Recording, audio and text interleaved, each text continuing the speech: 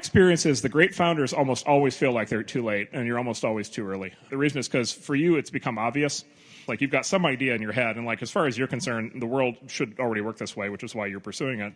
And so to you, it's a little bit inexplicable as to why it hasn't happened yet, and there must be 80 other people going after the same idea, and it must be just about to happen, and I must be too late, which is actually how I felt with Netscape. I was like, we're too late.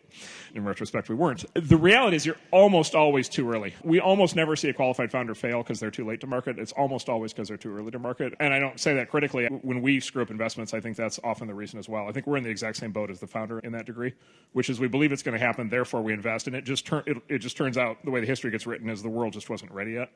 So I always like to point out, like the iPad is like this breakthrough product in 2009, and they were, Apple, oh my God, they invent all these things. Well, there was this thing called the Newton 20 years earlier in 1989. If you haven't heard of it, look it up on Wikipedia.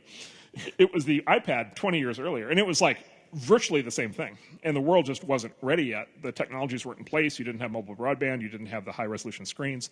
You didn't have the battery technology. They brought the thing to market, and it crashed and burned, and it convinced people for 20 years that tablet computing would never work. And then they did it again at the iPad, and it worked.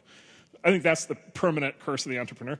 Yeah, I remember you gave a talk at YC one time, and you said one way to figure out if you're not too late is if what you're working on was being hotly covered 3-4 years ago, you're probably right on time, because now the infrastructure and consumer behavior is now caught up to what was exciting in 2012, 2013.